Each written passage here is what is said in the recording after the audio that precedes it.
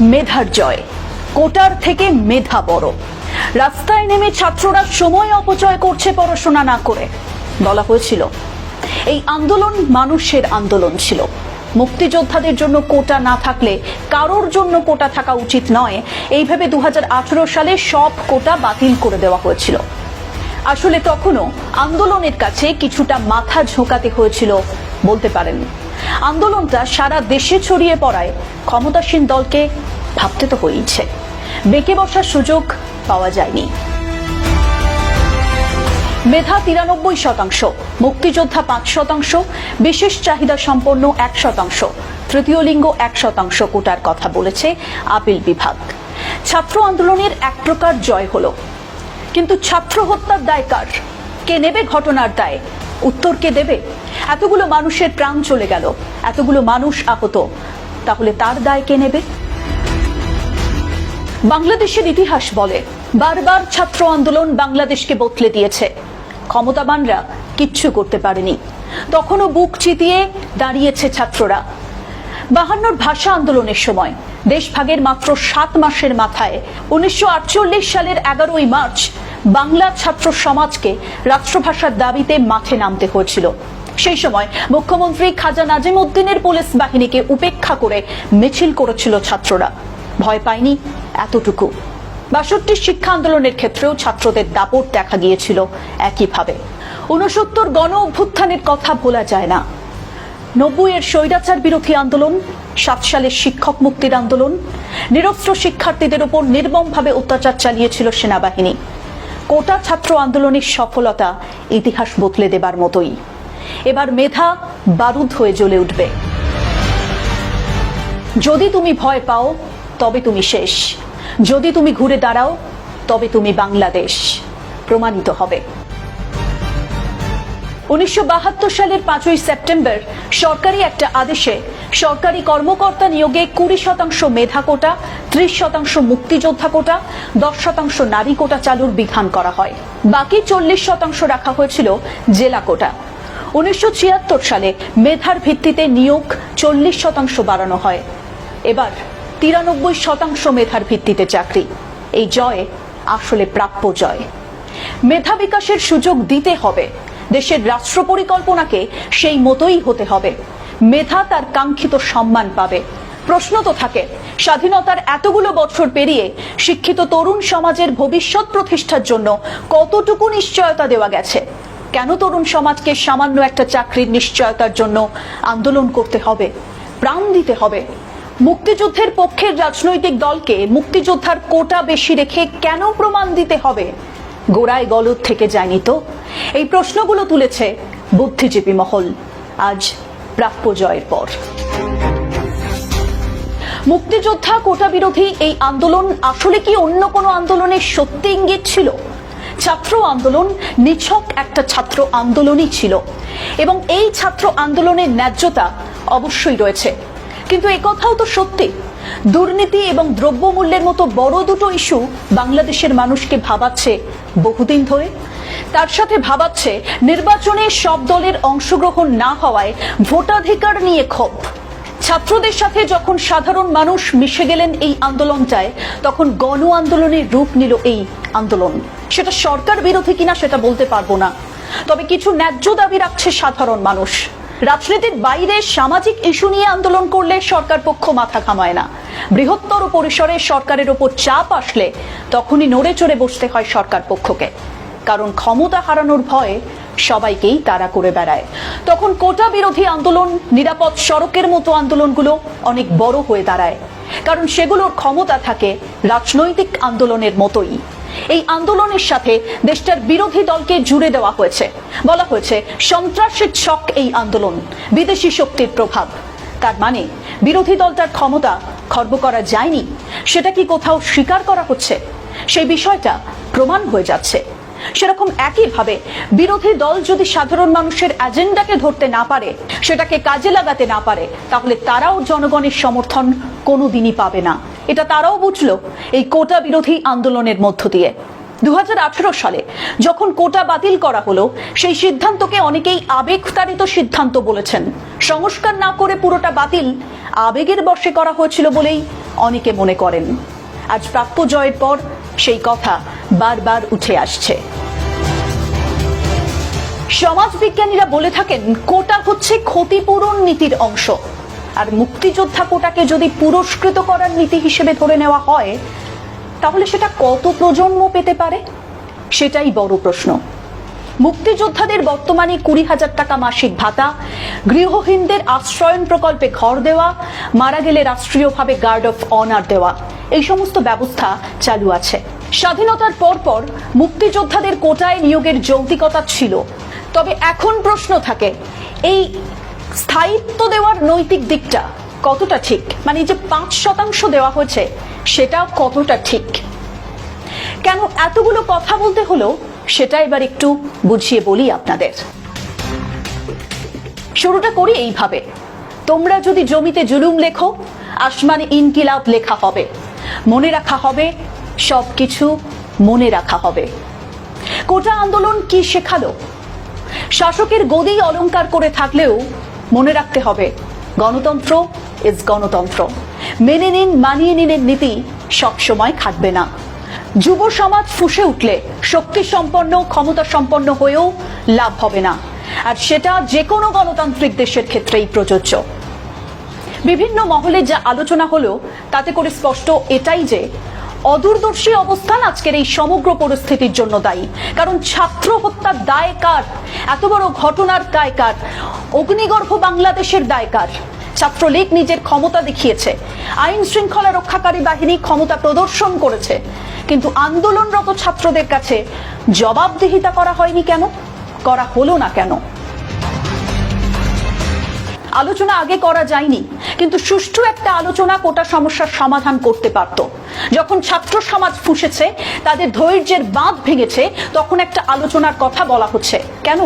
কাঁদানে গ্যাসের shell, rubber bullet, sound grenade ওদের ক্ষতবিক্ষত করেছে, ততক্ষণে প্রাণ চলে গেছে বহু উঠতি বয়সের ছাত্রের। দায় কে নেবে? বুদ্ধিজীবী মহল সে প্রশ্ন তুলছে। বাংলাদেশের ইতিহাসে বিরল ঘটনার দায় কার? বিভিন্ন দেশে আলোচনা শুরু হয়েছে। একেই কি বলে বিলম্বিত বোধোদয়? আইনমন্ত্রীর বক্তব্য অনুযায়ী আইনি প্রক্রিয়ায় শিক্ষার্থীদের দাবি দাওয়া দ্রুত মেনে নেওয়ার আশ্বাস দেওয়া হয়েছিল, কিন্তু তখন অনেকগুলো প্রাণ ঝরে গেছে, বহু মানুষ আহত, আর দেশের সম্পদ ধ্বংস হয়েছে। কারফিউ দিয়ে সমস্যা সমাধানের চেষ্টা। কারফিউ এমন একটা সময় জারি করা হলো যখন পুলিশ, র্যাব এবং বিজেপির সাথে বিক্ষোভকারীদের ভয়ানক লড়াই হয়েছে। নিয়মিত আইন শৃঙ্খলা বাহিনী এই পরিস্থিতি নিয়ন্ত্রণে আনতে ব্যর্থ হয়নি তো? আইনমন্ত্রী অবশ্য বলেছেন রাষ্ট্রের আইন শৃঙ্খলা রক্ষাকারী বাহিনী ব্যর্থ হয়নি। আপনি আপনার উত্তরটা জানাতে পারেন। কোটা বাতিল নিয়ে মামলা হওয়ায় বিষয়টা আদালতের সিদ্ধান্তের উপরেই পুরোপুরি নির্ভরশীল ছিল কি? বহু বিশেষজ্ঞ বলছেন নির্বাহী উদ্যোগের মাধ্যমে শুরুতেই এই সমস্যার নিষ্পত্তি সম্ভব ছিল। সংবিধান অনুযায়ী কোটা রাখা বা না রাখা এবং রাখলে কত ভাগ, কোন কোন ক্ষেত্রে তা রাখা হবে সেটা সরকারের সিদ্ধান্তের বিষয়। সরকারি চাকরির বর্তমান কোটা পদ্ধতির যে সংস্কার প্রয়োজন তা মোটামুটি সমাজের সব মহলই মনে করেছিল। প্রথম আলোতেই এরকম একটা রিপোর্ট প্রকাশিত হয়, দেখে নিন রিপোর্টটি। 2018 সালের কোটা বিরোধী আন্দোলনের সময়ও ছাত্রলীগকে মাঠে নামানো হয়েছিল। আবার ঘটনার পুনরাবৃত্তি। সরকার অবশ্য আন্দোলনকারীদের বিরুদ্ধে সহিংসতার অভিযোগই এনেছে। আন্দোলনকারী ছাত্র দল, বলা ভালো সমগ্র আন্দোলনকারীরা যৌক্তিক সমাধান আশা করেছিল। মেধা না কোটা সে প্রশ্ন রেখেছিল। তাতে কি কোনো ভুল হয়েছিল যে এত বড় ঘটনা ঘটল বাংলাদেশে? প্রতিবাদে দেশের জন্ম, প্রতিবাদ দেশের পরিচয়। একবার ভাবুন তো, ধৈর্যের বাঁধ কতটা ভেঙেছিল যে পুলিশের অদ্যত বন্দুকের সামনে বুক চিতিয়ে দাঁড়িয়ে পড়েছে ছাত্ররা। পুলিশের তাক করা অস্ত্রের বিপরীতে শাহিদ বুক পেতে দাঁড়িয়েছিলেন। রাবার বুলেট উড়ে এসে বুকে লেগেছিল শাহিদের। পুলিশ কেন লক্ষ্য করে রাবার বুলেট ছুড়লো? বিকল্প কোনো উপায় ছিল কিনা? সেগুলো সব আজ প্রশ্নচিহ্ন। যদিও জানা যায় পুলিশ শুরুতে আবু সাইদকে অন্যত্র চলে যেতে অনুরোধ করে, কিন্তু বুলেট কেন? অধিকার কর্মীরা বলছেন মানব অধিকার লঙ্ঘন করেছে পুলিশ। দাবি আদায় করতে গেলে, নিজের মত প্রকাশ করতে গেলে যদি গুলিবিদ্ধ হতে হয় তাহলে তার থেকে খারাপ আর কিচ্ছু হয় না। তেমনটাই মত বহু বিশেষজ্ঞের। ওই যে প্রথমেই একটা কথা বলেছিলাম, গণতন্ত্র ইজ গণতন্ত্র। সেক্ষেত্রে দেখতে হবে কতটা স্বচ্ছ গণতন্ত্র। ঘটনাস্থল থেকে আবু সাইদকে সরানো যেত নাকি কোনোভাবে? প্রশ্নটা তীব্র। উত্তর আশা করে আপনি দেখতে পারেন, যদি পান তাহলে জানাবেন প্লিজ। 1971 সাল দক্ষিণ এশিয়ার রাজনীতিতে এক অগ্নিগর্ভ বছর। সামরিক শাসন ইয়াহিয়া খানের পাকিস্তানি হানাদার বাহিনীর অত্যাচারে হারহিম করা সন্ত্রাস নেমে এসেছিল তৎকালীন পূর্ব পাকিস্তানে। প্রায় 3 লক্ষ বাঙালিকে নির্মমভাবে হত্যা করেছিল পাক বাহিনী। মহিলাদের ওপর চালানো হয়েছিল অত্যাচার। পূর্ববঙ্গের বাঙালি গর্জে উঠেছিল সেদিন। স্বাধীন বাংলাদেশ রাষ্ট্রের দাবিতে সশস্ত্র যুদ্ধ শুরু হয়েছিল। মুক্তিযোদ্ধাদের বেশিরভাগই ছিলেন সমাজের একেবারে নিচু তলার মানুষ। স্বাধীনতার যুদ্ধে বীরের মতো লড়াই করেও নিজেদের ভবিষ্যৎ কি হবে কিছুই জানা ছিল না তাদের। 1972 সালে তাদের পুনর্বাসনের কথা ভেবে নবপ্রতিষ্ঠিত স্বাধীন গণপ্রজাতন্ত্রী বাংলাদেশ সরকার 30% মুক্তিযোদ্ধা কোটার কথা ঘোষণা করে দেয়। স্বাধীনতার পরেও একের পর এক রাজনৈতিক সংকট আছড়ে পড়েছিল বাংলাদেশে। সমাজতান্ত্রিক পথে চলতে গিয়ে বঙ্গবন্ধু শেখ মুজিবুর রহমানের কৃষক শ্রমিক আওয়ামী লীগ জোট একেবারে একদলীয় শাসন ব্যবস্থা চালু করতে চায়। বিক্ষোভ চরমে ওঠে। এরপর শেখ মুজিবুর রহমানের হত্যা, শুরু হয় রাষ্ট্রপতি শাসন। মুক্তিযোদ্ধাদের অনেকেই প্রস্তাবিত সুযোগ সুবিধা পায় না কিছুই। 1997 সালে তাই মুক্তিযোদ্ধাদের সন্তানদের জন্য এই সংরক্ষণের দরজা খুলে দেওয়া হয়। 2011 সালে একে আরো বাড়িয়ে মুক্তিযোদ্ধাদের নাতি নাতনিদেরও এই কোটার অন্তর্ভুক্ত করা হলো। মোট 56% চাকরি সংরক্ষিত। সাধারণ চাকরি প্রার্থীদের জন্য খোলা কেবল 44%। দাবি ছিল মেধাবীরা বঞ্চিত হচ্ছেন। ভারতের মতো বাংলাদেশেও বেকারত্ব যথেষ্ট বেশি। সরকারি চাকরি সকলের ইচ্ছে। প্রতি বছর সরকারি চাকরির জন্য লক্ষ লক্ষ ছাত্রছাত্রী পরীক্ষা দিচ্ছেন। কিন্তু এই মুক্তিযোদ্ধা কোটার ফলে চরম ক্ষোভ দেখা দিয়েছিল ছাত্রছাত্রীদের মধ্যে। প্রতিযোগিতার মাধ্যমে চাকরি পাওয়া উচিত। যে শতকরা 30% ভাগ ছিল মুক্তিযোদ্ধা কোটার, তা কি সত্যি কমানো উচিত ছিল? এর পাল্টা মতামত সবই রয়েছে। দেখুন, অনেকে মনে করেন যে যারা মুক্তিযোদ্ধার কোটায় আসছে তারাও মেধাবী, আবার অনেকে বিষয়টাকে সমর্থন করতে নারাজ। মুক্তিযোদ্ধাদের তৃতীয় প্রজন্ম মুক্তিযুদ্ধের চেতনা ধারণ করবে কিনা সেটা তো একটা বড় প্রশ্ন। তবু তাদের জন্য কিছু শতাংশ রাখা হলো। সরকার কি চাপে রয়েছে? এটাই সব থেকে বড় প্রশ্ন। 2018 সালে যখন এই কোটা বাতিলের দাবিতে উত্তপ্ত হয়েছিল বাংলাদেশের রাজনীতি, সংঘর্ষ হয়েছিল রাজশাহী বিশ্ববিদ্যালয়ে, ঢাকায় তার আঁচ এসে পড়েছিল। বিশ্লেষক মহলের দাবি, আওয়ামী লীগ সরকার চাপে পড়েছিল। না হলে কেন কোটা ব্যবস্থা তুলে নিল সরকার সেই সময়? স্বাধীনতার এত বছর পরেও মুক্তিযোদ্ধারা অনগ্রসর। মুক্তিযোদ্ধা কোটা বাতিল হলে সংবিধানের অবমাননা কি সত্যিই হবে বা সত্যিই হতো? বাংলাদেশের সংবিধানে সমাজের অনগ্রসর শ্রেণীকে সুবিধা দেওয়ার কথা বলা হয়েছে। মুক্তিযোদ্ধাদের কথা আলাদা করে কিছু বলা হয়নি। কোটা যদি বাতিল হয়ে যেত সম্পূর্ণভাবে, তাহলেও সংবিধান অবমাননা কিভাবে হতো? জওহরলাল নেহরু কি কোটার বিরোধী ছিলেন? 1961 27 জুন একটি চিঠি থেকে জানা যায়, নেহরু বলেছিলেন, আমি কোন রূপে সংরক্ষণ পছন্দ করি না, বিশেষ করে চাকরিতে সংরক্ষণ। আমি এমন কোন পদক্ষেপের বিরুদ্ধে যা অদক্ষতাকে প্রচার করে। কোটায় যদি উপযুক্ত মেধাবী ছাত্রছাত্রীরা উঠে আসে, সেক্ষেত্রে আপত্তি থাকার কথা নয় কারো। কিন্তু যদি মেধার থেকে কোটা বড় হয়ে যায়, তখনই তো সমস্যার সূত্রপাত হয়। সুপ্রিম কোর্টের রায়ে বলা আছে, কোন রাজ্য চাইলে 50% বেশি সংরক্ষণ দিতে পারে, তবে তা হতে হবে গ্রহণযোগ্য ব্যাখ্যার ভিত্তিতে। কিন্তু কেন্দ্রীয় স্তরে সেই সুযোগ এখনো পর্যন্ত নেই।